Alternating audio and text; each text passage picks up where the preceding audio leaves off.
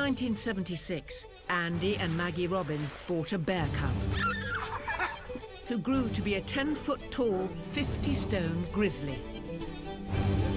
With access to an incredible archive, we'll see the highs and lows of living with a feared predator. It's a challenge. We don't know what's going to happen.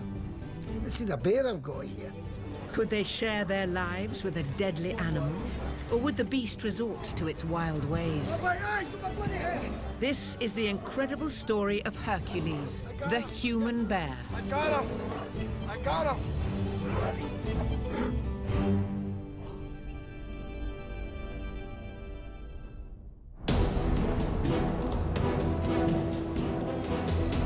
Toronto, Canada, 1968. Wrestling promoter Jean Dubois offered $1,000 to anyone foolish enough to fight Terrible Ted, his 7-foot, 40-stone black bear. The bear gave him a flying bear that time. To win the money, a wrestler had to survive 15 minutes in the ring with the wild animal. 660 pounds leaning on you, you've got problems. Andy Robin, a young Scottish wrestler, was up for the challenge. To wrestle Terrible Ted was the feat itself. The bear has got a muzzle on, but I don't think it covers his entire mouth. This guy was trying to kill me. He was trying to wrestle me. If he hadn't had the muzzle, I'd had no head left. Many a man was taken away injured and tried to wrestle with me because they're so quick, man. You need to be nuts to wrestle with them. Andy lasted the full 15 minutes. He walked away with a $1,000 prize and an idea that was to change his life. I got a great feeling on him, even though he was trying to kill me. It was crazy, but I enjoyed it. I was looking for a bear to take home with me, to make him a star. And that's what I wanted. You've got to take the risk. You wouldn't do nothing if you didn't take risks. On returning to Scotland in the 1970s, Andy became obsessed with taming his own wrestling bear. Previous attempts at keeping bears for entertainment had had disastrous consequences, but Andy dreamed of defying the odds. He planned to raise the bear at his Sheriffmuir Inn home near Dunblane, a home he shared with his wife Maggie. I'll never forget the day he said, "What would you think if I said I wanted to get a bear?" I said, "I'm going to buy a grizzly bear." And I'll tell you, she says, "What? A real bear?" It wasn't like something you thought, "Oh my God, are you off your head? Are you crazy?" You just went, that would be lovely. Andy and Maggie began their search, ringing around various zoos and parks, hoping to find a spare cub.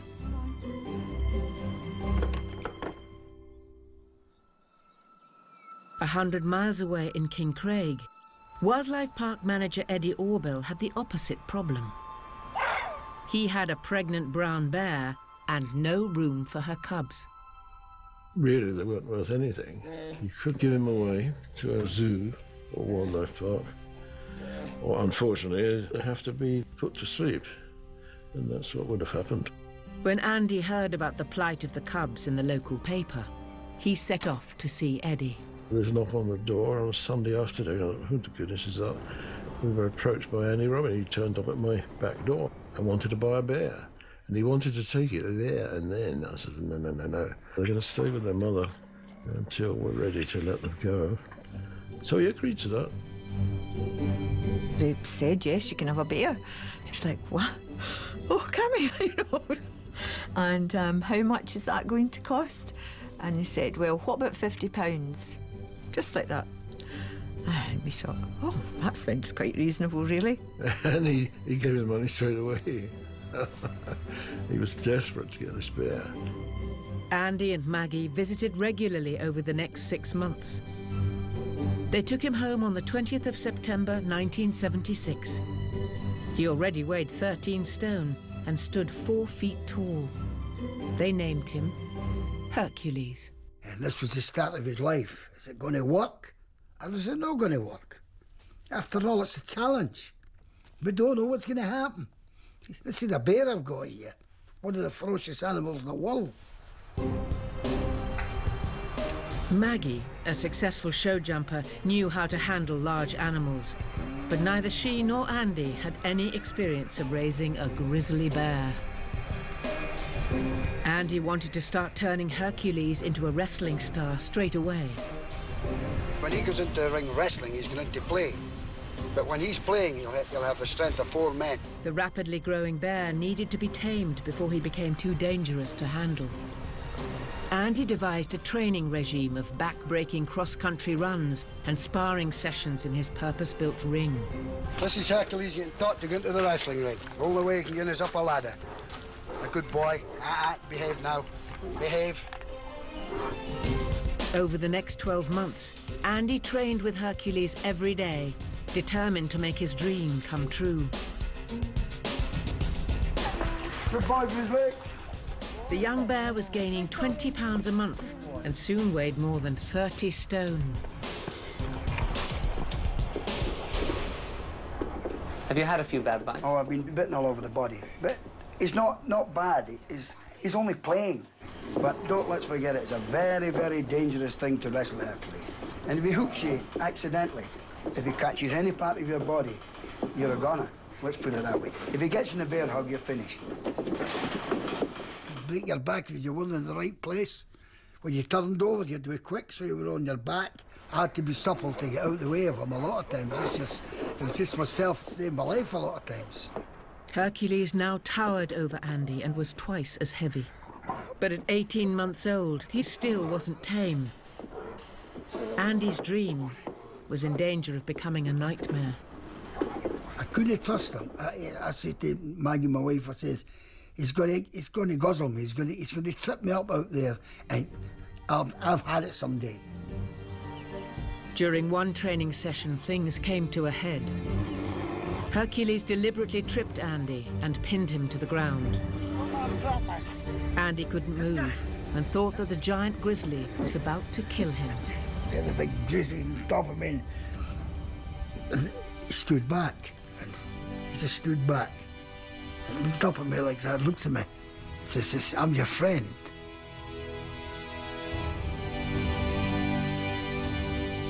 I'm not going to bite you. And I ran home, and I said, I'm ready. We've got to start in the making now.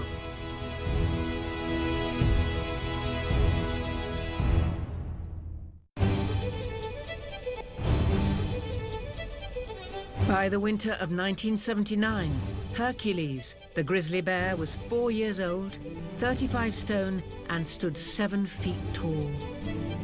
Andy's relentless training regime had begun to pay off. A strong bond was developing between humans and bear. Andy's dream was to create a death-defying wrestling act that would tour the country and play to packed crowds. His next challenge was to make the public aware of his magnificent beast. Andy and Maggie commissioned their own documentary to be shown on local TV stations across the country. We decided we were going to make a film. You know, everybody wants to make a movie, don't they? Shot over 4 days in the spring of 1980, it cost them £10,000. Thousands of years ago, bears were once part of the Highland scene. They roamed freely in the hills and in the forests. But this one is no relic. He's a large, playful grizzly bear who lives in safety, whose name, appropriately perhaps, is Hercules. It was really just about a day in Hercules' life. We wanted to let people see what was going on, what was happening. Wild bears are expert scavengers and will eat anything that moves. But as the documentary showed, Hercules had more refined tastes. Breakfast is ready now, Herky. Come and get it, boy. Hercules loved food. He had human taste buds. He didn't like raw meat or anything like that, wouldn't eat it. In the morning, he would have his coffee with his evaporated milk and sugar and his bread and his eggs and his beans. And then at night time, he had his main meal, meat, cooked with potatoes and soup and carrots. We used to drink the beer. When he was thirsty, he would have a slug. And he loved that. He used to big tonguey, a big kiss. This is good, you know what I mean? He was a very, very happy drunk. He would just kind of go, oh, well then, and down he would go, you know. It didn't happen often, but it was very funny when it did. But he liked it. And hiccups, oh Christ. Like that. He's a character. The documentary also showed Hercules' love of water and the difficulties in keeping him under control when he went swimming. When you get him in the water, there's only one thing wrong. You can't get him back out. He would stay in there all day. And you've got to keep him on a rope up there because he would explore right up the loch. He would swim the length of the loch. You remember never get him back again. The 60-minute film was made by ex-BBC producer Mike Marshall. I was reasonably content that we were safe. Andy said, look, I'm not going to put you in any danger or anything like that. We'll film from a distance and I will have control over this bear. I think there was a kind of frisson of anxiety, right at the beginning, thinking, all right, okay. This was a time when risk assessment and health and safety briefings were non-existent. But the dangers of filming the world's most feared land mammal roaming freely could not be ignored. There we were, 4 of us set up, tripod, camera, and Andy had Herc on the leash, but somehow or other he managed to slip away from Andy. And all of a sudden he said, Herc! Herc! He wanted that bear to come back to him, but Herc wasn't up for it. And I've never seen a sound recordist or others run so fast. It demonstrated this enormous power that a bear like that can have. The risk factor is there, but there was a tremendous bond between Andy and the bear. It wasn't just a performing animal here. This was a relationship between man and beast. Just as Andy had hoped, when the documentary was televised, the crowds flocked to see Hercules. I'm going to give you an exhibition of some of his wrestling skills, which are natural to bears, so we hope you enjoy it. Thank you. I'm getting the wrestling. What's wrong? Very frothy kissers too, boys and girls. The sellout wrestling show travelled all over the UK. The unique mix of sporting prowess and genuine risk to human life was a revelation. Andy was living his dream. Look what we make a living. And the audiences loved it too. Hey, he's back a bloody willy! Andy's faith in Hercules and disregard for his own personal safety had paid off. Guys, with my bloody hair! Well, ladies and gentlemen, thanks very much for coming today.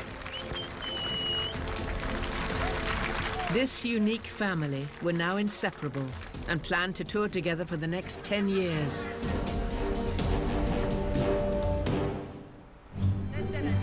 Then, in the summer of 1980, Maggie took a phone call that was to change everything.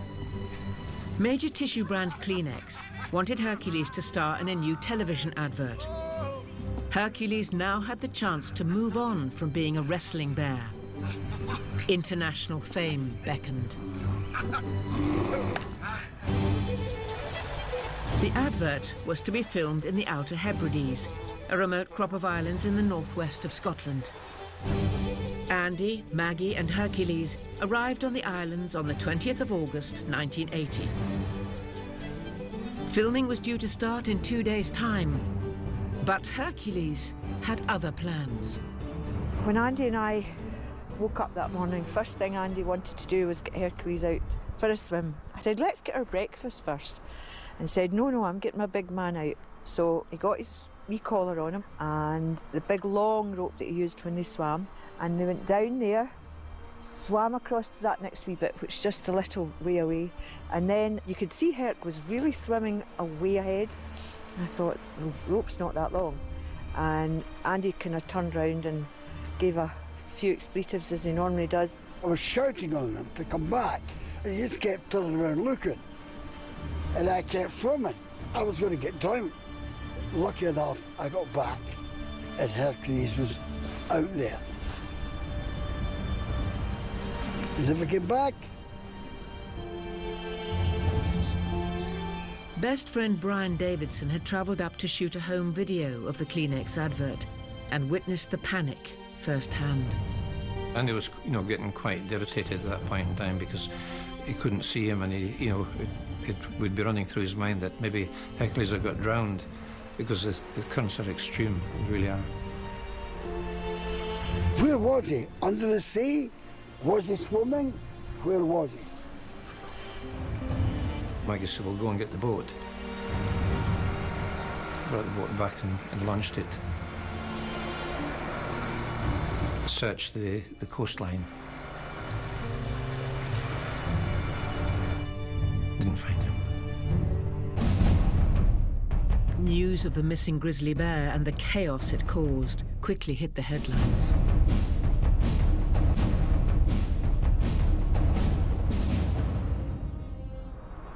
You started to really get the realisation of the enormity of what had happened, and where on earth was he?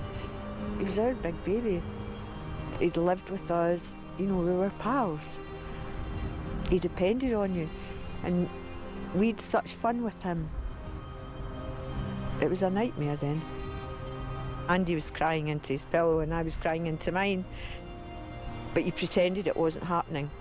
Even thinking about it now, it just makes me really sad.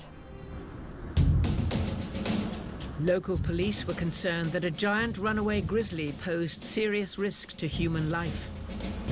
They launched an immediate bear hunt involving islanders, the media, and even the army. But there were no sightings. Hercules had vanished. Planes in the sky, and every day they were going back and forward looking for him. Private planes, other planes, every kind of planes you could get. Boats were looking for him. Everybody was looking for him, but they couldn't get a sign of him. I was up in a plane and we went back and forward. There was nothing, not a trace. For 8 days, Andy and Maggie scoured the island, day and night, but found no sign of him. Everybody helped, they really did. Young and old and fit, and everybody helped. They found nothing. As time passed, the chances of finding Hercules alive and well were getting smaller and smaller. The general consensus amongst the searchers was that Hercules had drowned. The search was called off. Devastated, Andy and Maggie made the 8-hour journey back to Sheriff Muir without Hercules. I was just at that rock bottom stage. We went home and we were in bed the first night, and Andy woke up in the morning early and he said, "I'm going back up. My big man's alive up there. I'm not leaving him up there in his own. I'll be there when they find him." So, gosh, I still get, that's quite, sorry. Andy refused to give up on his star bear. He headed straight back to the islands to continue the search, alone. When Andy takes something on, he's totally like, that is it, blinkered. He's doing it, end of story. And with Herc, he loved Herc, and he wasn't giving up on him at any time. When I came back and I looked at him and I said, "He is there." Because I had this instinct in me, he was alive. Andy searched by himself for another 12 days, but still found nothing. Hercules had been missing for 3 weeks. In my heart, I said, he's there. Hercules is not dead. These big bears, they swim, they go everywhere. Why should he die? Too easy for him to die.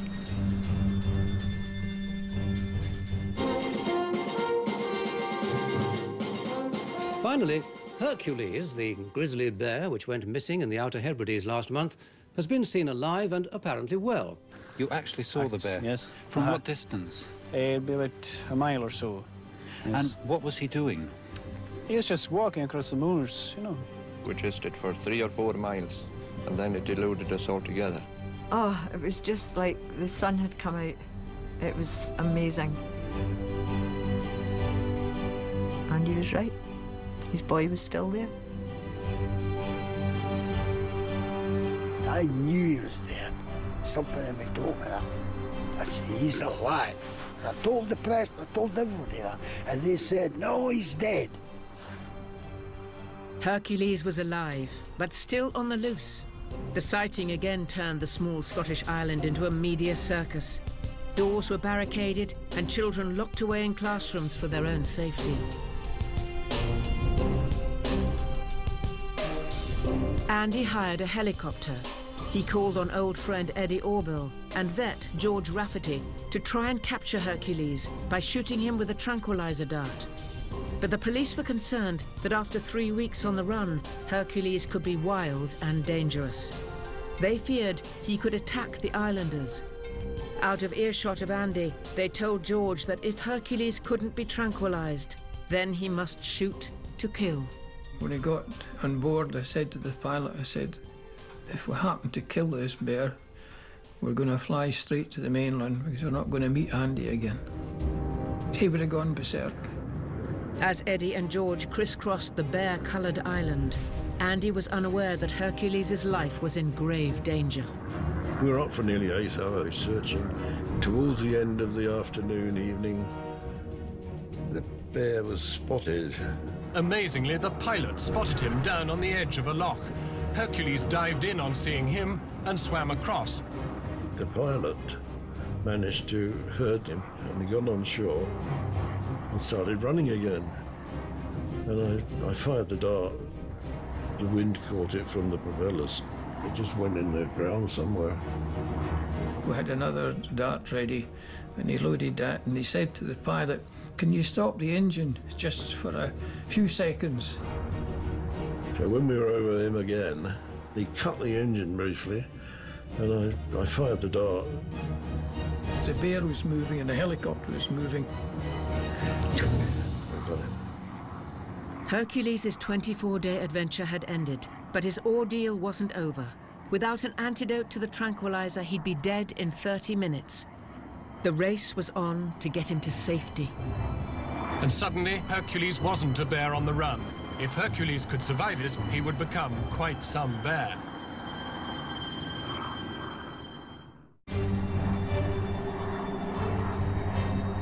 After 24 days on the run, Hercules had been tranquilized and caught, but his life was now hanging in the balance. Once you knock any bear out, you must bring him round again with another jab within half an hour. He had already been unconscious for 25 minutes, and vet George Rafferty was desperate to bring him round. But the amount of people in the coach was putting Hercules' life at risk. I said, I'm going to revive this bear, so if you all get out the cage and watch from the outside, some animals, when they're revived, become aggressive. All these reporters and cameramen and so on, they didn't move. And I said, come on, out you go. So I said, well, I gave it intramuscular, and he came round. I made sure I was near the door to get out. Hercules was alive, but in terrible condition. During his escapade, he had lost nearly half of his body weight. Around the bear's bus swarmed the children of the island to see the animal that had trapped them in their classroom when he'd first been sighted yesterday.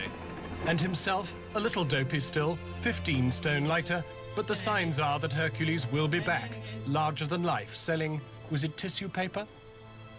It's so unbelievable for a grizzly bear to be 3.5 weeks on an island with wee children and sheep and cattle, and he would rather starve to death than kill. The condition he was in when he was found, I don't think he ate anything in the 3 weeks he was on the loose. If he had ever attacked a sheep or a cattle or anything like that, there would have been leftovers. But Hercules would have never harmed a beast. He was scared when he was in a swimming pool. He was scared of a plastic rubber duck. Never mind something that was alive. Hercules was used to cooked food, not raw food, but good food. Proper coffee with milk and sugar. He liked his beer. He was well off, and he was treated like a human. Loads of people loved him. He was against all the odds. He was against the whole place, and he never touched a thing. A grizzly bear who's starving, never ate a thing. Oh, you can't follow that. Hercules quickly recovered from his ordeal, regaining 10 stone in just 3 weeks. The story of Hercules not harming a living creature whilst nearly starving himself to death endeared this once feared animal to the world.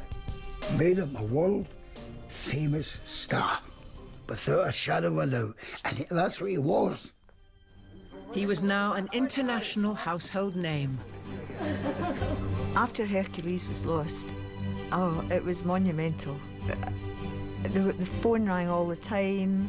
We had people from all over the world phoning up. It was really exciting.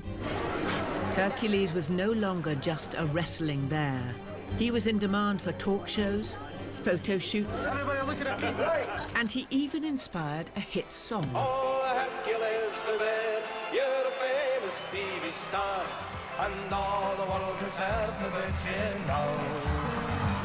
You never will be found in your cage's shadow, so only fortune shine upon your curly bow. Everybody liked Herc, and he was a star.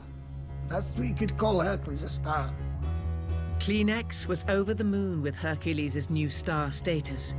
Thanks to his gentle giant reputation, they booked him for not 1 but 3 adverts, the Big Softy campaign. But Hercules wasn't their only booking.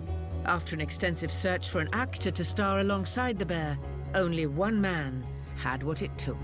I was a lumberjack man, like that. Here's Big Hank. He don't take fright. He's the strong and silent type. I'm the best actor you'll get. It's just a job, isn't it? I've been acting all my days wrestling. Kleenex family toilet tissue. The Big Softy. Hercules became an A-list star, and soon Hollywood came calling. He set off on a showbiz career that any superstar would be proud of.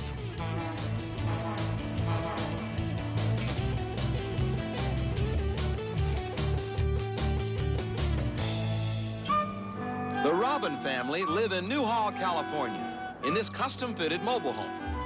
The unconventional family relocated to Hollywood. Hercules was constantly in demand, working on TV shows, ad campaigns, and major feature films. The more they worked together, the more the bond between humans and bear developed. Like all big stars, Hercules keeps abreast of the latest news in show business. Okay. Experts couldn't believe what they were seeing. Grizzly bear is an antisocial animal. He doesn't even associate with his own breed except during mating season.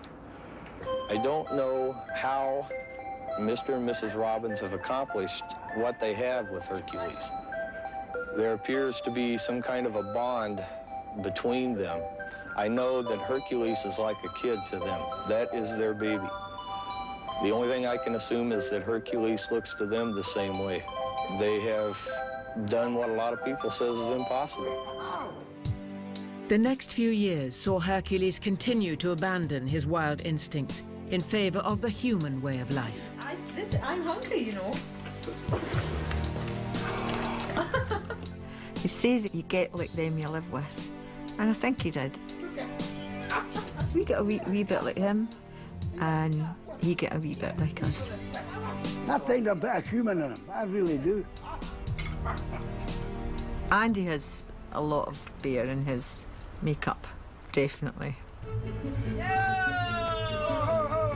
If Herc was going to be a person, he'd probably be Andy, and if Andy was going to be a bear, he'd probably be Herc. Amazing similarities. We were both very exuberant people. Together! Andy was always playing and tormenting Herc. Bear's driving me nuts. You're right, Brian. You're right, June. And Herc would torment him back. They liked fun, they liked to wrestle. I got him now. They were both showmen. I got him. I got him. I got him. I got him. I got him. This is a good promotional film, this. It's an amazing, amazing animal. With his parents, you know. It was a big love affair. That's what it was like. But this unique bond came at a cost. Hercules relied on his adoptive parents. To bring someone new into the family would break that trust. I think everyone in life makes sacrifices no matter what they want to do. Good boy. The sacrifice makes it worth all the more at the end of the day, because you know how much it's cost you. Where are you going now? You rascal. Now that you think, oh, I maybe wish I'd had a family myself and stuff. But at the time, you were so engrossed in him, you kind of didn't want to anything else in your life at that point.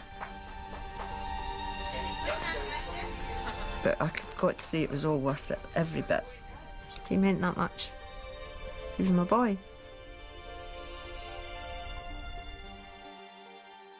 After 2 successful years in California, they decided to come home. Hercules' earning power was higher than ever, and he could afford all the trappings of success a superstar would want. Andy and Maggie designed a purpose-built home for Hercules. The sprawling 30-acre site, called the Big Bear Ranch in Perthshire, was every bear's dream. What is here in this luxury home that's been built by Hercules' earnings? Well, just everything. Everything when you're born, you're striving to do things, it's the best. Well, we've done it now, you know. Hercules has got, and we've got everything we ever dreamed of getting. Through hard work. I mean, you don't get it easy, you know, wrestling an 8 feet, 3/4 ton grizzly bear. But everything we do, he loves to do.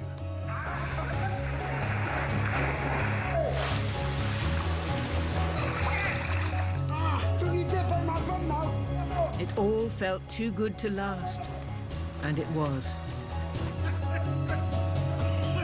The average lifespan of a wild bear is 25, and at 20, Hercules was in the twilight of his career.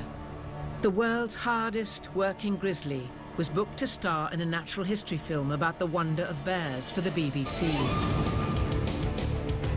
Exactly how bears hibernate is still a mystery.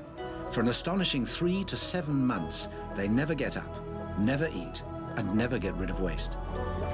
The demanding 4-day studio shoot was hard work for Hercules. On the final day of filming, he began to act strangely. He was always really quite cuddly and couthy with me. But all day he'd been really coming up to me and cuddling into my leg and made you tingle. But you know when a child's ill and they want their mum? Knowing what we know now, that's what it was. Hercules completed the final scene and went back to his trailer. Within minutes, he collapsed in agony. He started writhing about and he was literally bumping himself off the walls. He was demented with pain. His back was in agony, the poor bear. He didn't know what was happening to him. He was lying in the corner and pushing his legs up in the air. It was terrible. I thought he was having a heart attack. We didn't know what was happening. It was just a nightmare. In desperation, Andy and Maggie called the show's producers for help. We said, you know, something's happened to Herc. We need to get a vet along here. Something's really wrong. The vet that was there for the show, he came along and he said that Hercules had blown out a disc in his back. He said it was very common in big bears like him, and, you know, we were devastated.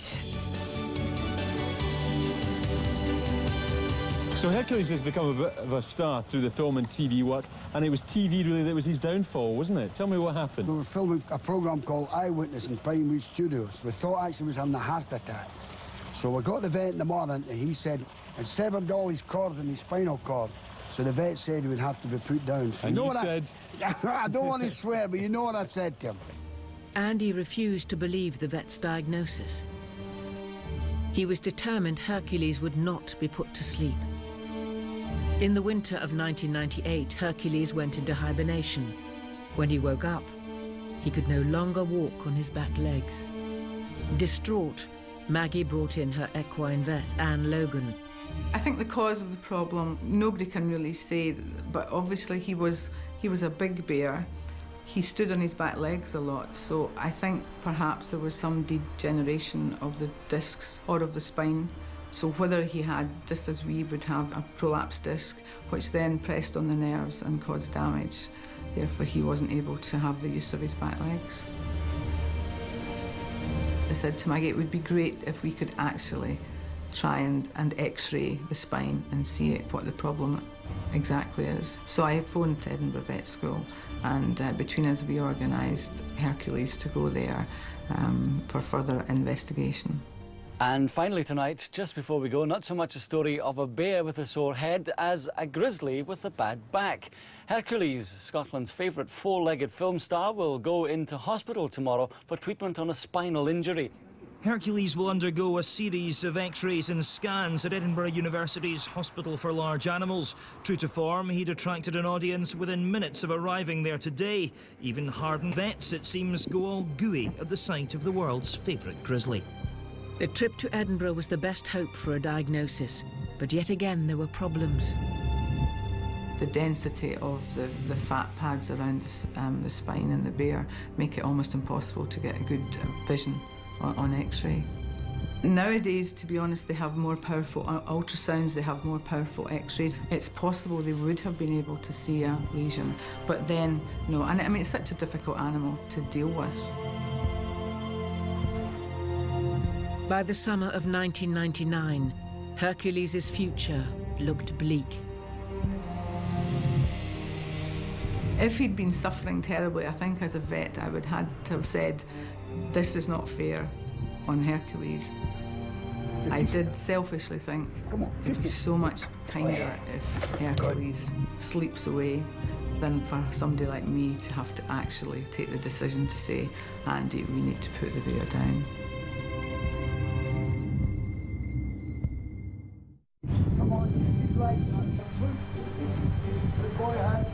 Aged 24, Hercules had lost the use of his back legs due to a spinal injury. But Andy was determined that his gentle giant would walk again. He devised a new training regime aimed at getting him back on his feet. All the time, Andy was working with him, walking up and down the pool and getting Hercules to swim with him and swim back. And this went on for months. It's unbelievable. Andy had worn out pairs of trainers. He had 2 or 3 pairs, worn them completely through. Good boy. Come on, keep like that. Good boy, Andy was always of the belief that Hercules would stand again. Always. He never ever thought that he wouldn't be able to get him up and walking. Good boy, that's a good boy. After 6 months' work in the pool, Andy's determination yet again paid off. Herc started to walk again.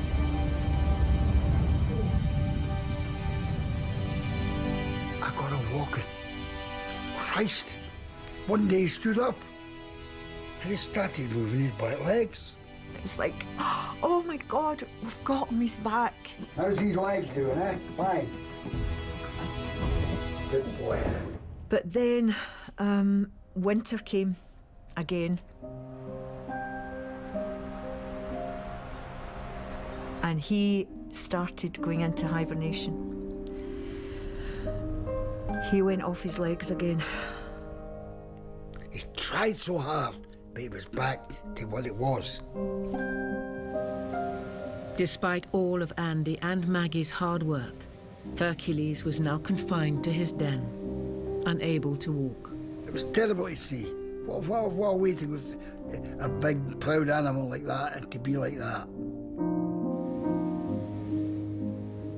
I'd been in to see him, give him a cuddle. And then I went up to do my horses, to feed them. And I was up there for about 20 minutes. And I came down and heard Andy was standing outside, and he said, he's away, Maggie. That's him away.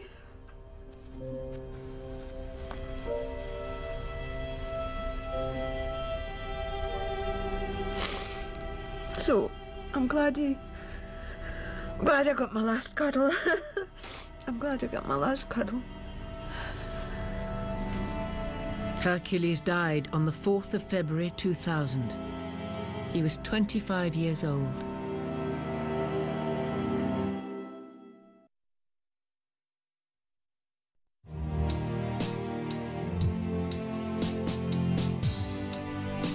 Living with Herc was the most special time.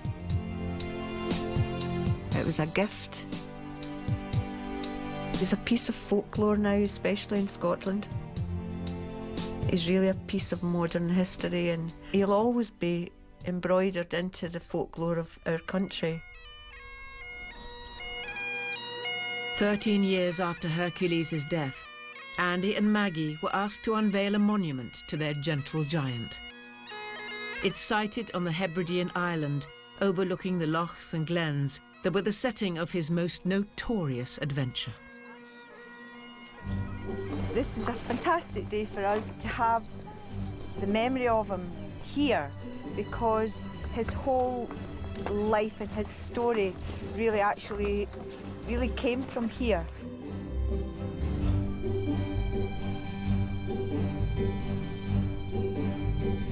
It was a bit of a scary time for some of the islanders, I know, who were kind of like this at night, thinking, God, I hope he doesn't pick this house. So it's just fabulous, and I'd like to thank everyone.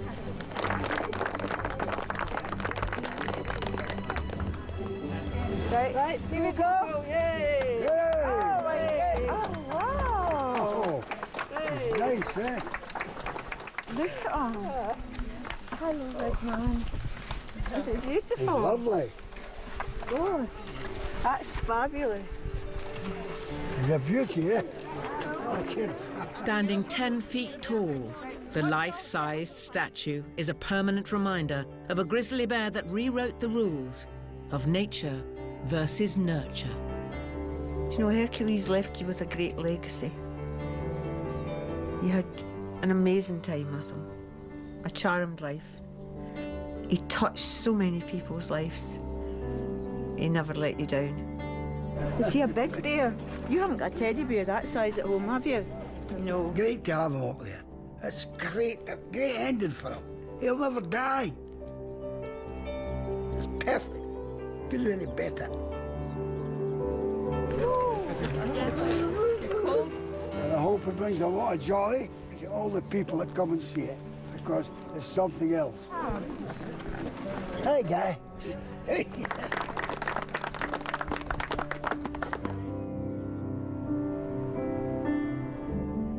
He's still there. He's in his den there, and he hears me talking all the time. Keeps shouting out, "Get up!" in the morning there. And you still feel him about the place. He's here. The place is riddled with him. Yeah, he used to do that if he wanted his tea. And he never put a paw on. Not one paw on. Perfect gentleman. You miss the cuddles. I mean, he was a bear. He was a great big bear. I had my own teddy bear who walked and talked and cuddled me. That's amazing.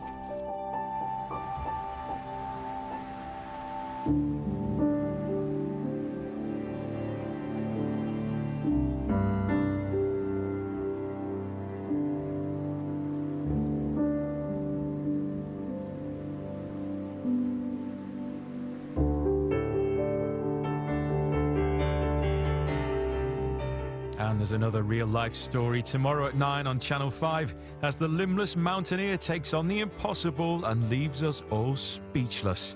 Next, though, we head undercover with new season Person of Interest.